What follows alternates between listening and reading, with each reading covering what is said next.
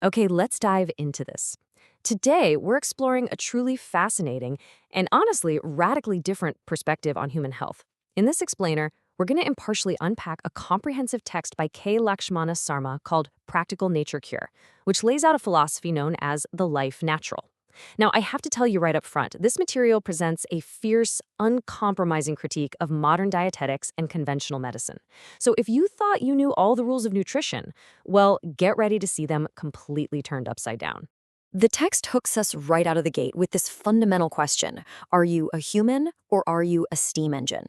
According to Sarma, conventional medical theory treats the living, breathing human body exactly like a machine. It assumes that just as a steam engine requires coal to generate power, the human body needs a constant supply of food to generate vital energy. But the author argues that this is the absolute foundational error of modern health sciences. He states that treating the body like a machine leads to disastrous health consequences, simply because it completely misunderstands where our life force actually comes from. Now, what's really interesting about this slide is how it breaks down this specific attack on the calorie theory. The text quotes Dr. Edmund Sezekli, who literally calls the calorie counting system a ridiculous and unscientific error. And why? Well, think about it. A calorie meter is a static metal box. It burns every piece of food identically to produce a fixed number. But the human organism, we're incredibly dynamic. The way you process food varies wildly depending on your age, your gender, the climate you live in, the muscular work you're doing, and even your unique digestive capacity. So to say a piece of food gives absolutely everyone the exact same energy, like fuel in a furnace, according to this philosophy, that's an absurd oversimplification. Which leads us to one of the most paradigm-shifting premises in the entire text, originally credited to a Dr. Dewey.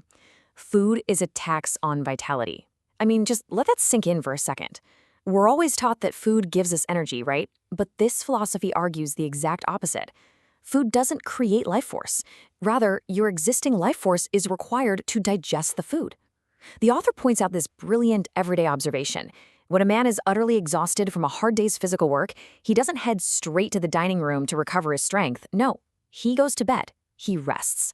The energy required to process a heavy meal would actually just drain him even further. And that whole concept is perfectly captured in this fiery quote from Dr. Lindlar featured in the text. 1/3 of what we eat nourishes us. The remaining 2/3 go to nourish the doctors. The life natural philosophy argues that the vast majority of people living in civilized societies are massively overeating. Because we all believe food equals energy, we end up consuming way more than the body actually requires for basic physical repair. This excess food, it becomes a heavy burden. It ferments, it putrefies, and it creates toxins that the body then has to desperately work to eliminate. This continuous overeating, the text claims, is the direct root cause of almost all modern diseases. Section 1. The concept of vital economy, conserving the life force. So the crucial point is, if food isn't our primary energy source, and if eating too much actually drains us, well, this brings us to the core definition of vital economy. The text explains that your vitality is not a fuel tank that you're constantly refilling by eating. Instead, think of it more like an electric battery that receives a specific limited charge at birth. Your daily vital power is finite. Therefore, health is achieved not by trying to cram more fuel into the system, but by strictly conserving the limited life force you already have. You manage your bodily expenditures with maximum economy, making sure your vital energy is used for deep healing and maintaining health rather than being squandered on digesting unnecessary meals. To put vital economy into practice, the source material outlines these strict rules. First, never eat without genuine hunger, and that means hunger earned by actual physical work, not just because the clock says it's noon. Second, when you're sick or injured, you must rest and fast completely. Why? Because of this core principle. The body can perform only one major activity at a time. If your body is busy fighting an illness or clearing out toxins, and you force it to digest a hefty meal, you're splitting the battery's power. Digestion and elimination just cannot happen optimally at the exact same time. So limiting your stomach load to the absolute indispensable minimum frees up your vital energy to actually keep you healthy. Section 2. The Fivefold Medicine, Healing Through Nature's Elements. Okay, so now that we understand how to conserve our energy, how does this philosophy translate into actual healing? Well, in this system, there are no chemical drugs, none. The medicines are the 5 elements themselves. At the base is earth, which represents the food cure.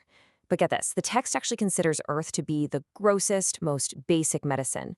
Moving up the ladder, we have water, utilized in thermal baths, fire, harnessed through sun cures, and air, captured through conscious breathing.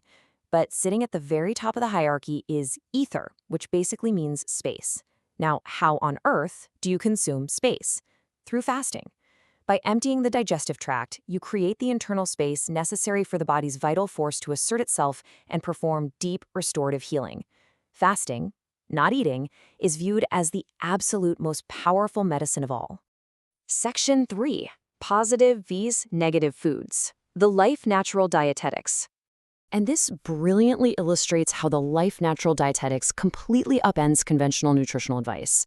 I mean, we all have to eat eventually, right? But look at how cereals, grains, milk, and eggs, items traditionally considered the healthy cornerstones of a balanced diet, are categorized here as negative foods. This text considers them dense, concentrated, acid-forming, and heavily taxing on our vitality. According to the author, they're actually secondary, disease-promoting foods if not severely restricted. Instead, the focus has to be on positive foods. We're talking leafy greens, vegetables, and fruits. These are high in water, bulky, and alkaline. They act like an internal broom, promoting health by ensuring quick, effortless elimination of waste, which, you guessed it, saves your vital battery power. To actually put this into practice, the source material recommends an ideal diet ratio where a massive 80% of your intake should be live, bulky, positive foods. Only a maximum of 20% should be reserved for those dense, negative foods. And honestly, even then, only if you're performing enough physical labor to justify them. The logic here is highly structured. Eating an overwhelmingly positive diet prevents the constipation and toxic buildup that the author claims are the true root of all human illness. And the author is really keen to point out that this is not some new, trendy internet fad. He cites the wisdom of the sage Tiruvallur, dating back an astonishing 2,000 years. This ancient rule for a long, healthy life was incredibly simple. Ensure the previous meal is entirely, completely digested before allowing a single bite of new food to pass your lips. It's a powerful reminder that reinforces the entire theme of the text, honoring the body's natural pace and never, ever overloading the system. Section 4. The Life Natural Philosophy, a Holistic Integration. Let's move to and see how this builds into our final takeaway, perfectly summarized by this classic quote from Hippocrates: "Let food be your medicine and medicine be your food." The Life Natural text leans heavily on this central tenet. True healing cannot be found in a pill, a chemical drug, or the mere suppression of symptoms. True healing comes from within. It's an automatic biological process guided by nature, provided we supply the right conditions through the fivefold medicine, positive alkaline foods, and the strict economy of our vital force. Which leaves us with this final, provocative question based entirely on K. Lakshmana Sarma's teachings. Is your daily diet actually fueling your life, or is it secretly taxing your vital energy? Are you operating under the conventional calorie meter paradigm, or does the Life Natural approach to vitality make you rethink what's on your plate? It's a genuinely fascinating framework, and definitely something to ponder the next time you sit down for a meal.